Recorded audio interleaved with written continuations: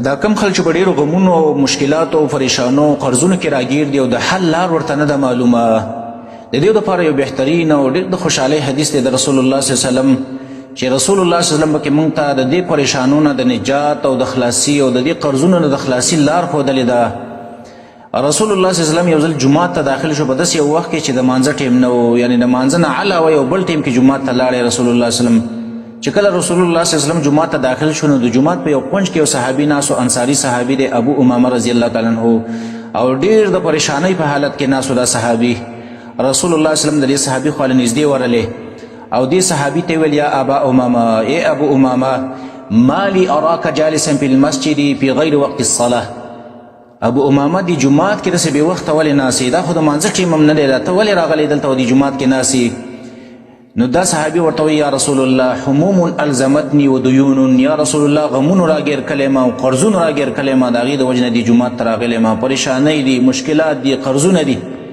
نو رسول الله صلی الله علیه وسلم ورته وایي افلا اعلمک کلاما اذا انت قلته اسحب الله عز وجل همك وقضا دینک. تا ته زه یو داسې کلام نه ښیم چې کله یې ته ویې نو الله پاک به ستا هغه ټولې پریشانۍ حل کړي او الله پاک به ستا ټول مشکلات او ستا ټول قرضونه الله ختم کړي. دا صحابي وی قلت بلا، وی ما ورته ویل چې یا رسول الله بالکل راته وښیه دا کوم کلمات دي، د دې د وجې نه خو زه جومات ته راغلی یم چې الله زما دا مشکلات حل کړي، دا کومې جملې دي او کومې کلمات دي چې ته ما ته ښیې چې په هغې سره زما مشکلات حل کېږي. نو رسول الله صلی الله علیه وسلم ورته وفرمیل وی قل اذا اصبحت و اذا امسیت،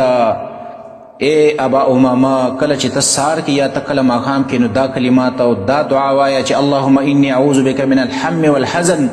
واعوذ بك من العجز والكسل واعوذ بك من الجبن والبخل واعوذ بك من غلبة الدين وقهر الرجال. یا الله مال پناهي غواړم په تا سره یا الله د غمونو د پریشانو نه، پناهي غواړم په تا سره یا الله د سستۍ او ناراستۍ نه، پناهي غواړم یا الله په تا سره د جبن او دارنګې د بزدلۍ او د بخل نه، او پناهي غواړم یا الله په تا سره د قرضونو د انبارونو نه او دارنګې د ظالمانو د جبر نه، د ظالمانو د مسلط کېدو نه یا الله پناهي غواړم په تا سره.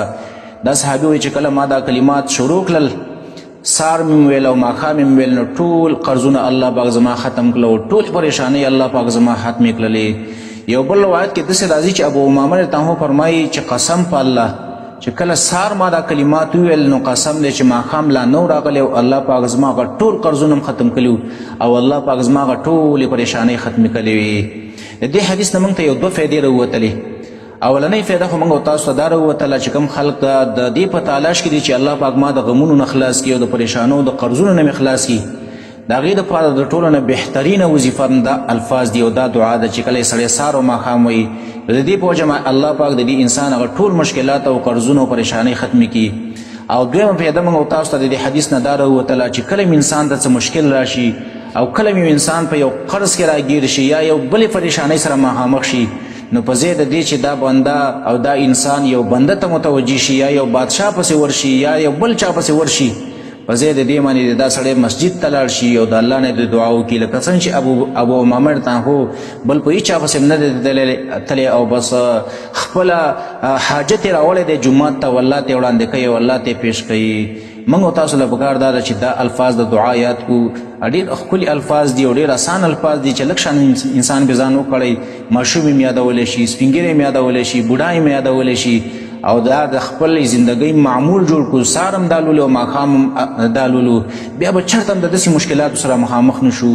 ډېر انسانان داسې هغه وایي یاره مولانا صاحب وظیفه راته وښیوه، یو لار راته وښیوه چې الله پاک ما د دې قرضونو نه خلاص کړي او یا د دې غمونو نه ما خلاص کړي. ډېر انسانان بیا د دې غمونو او د پریشانو د وجې نه خپل د زندګۍ انتها کړې ده، خودکشۍ یې کړي دي، ځان یې زندۍ کړی دی، ځان یې په گاړو والی دی، ځان یې د کمرانو نه اړتلی دی د وجې د دې پریشانو او د مشکلاتو نه. حال لرې که دا دعا دا چا یاده کړله او دا یې خپل معمول وګرځو، الله پاک به په ده باندې داسې غمونه او داسې پریشانۍ او داسې قرضونه چېرته هم رانولي او که په چا الله راوستي دي الله پاک به یې ترېنه خلاص کړي، الله پاک به د دغې مشکلات او د دې پریشانۍ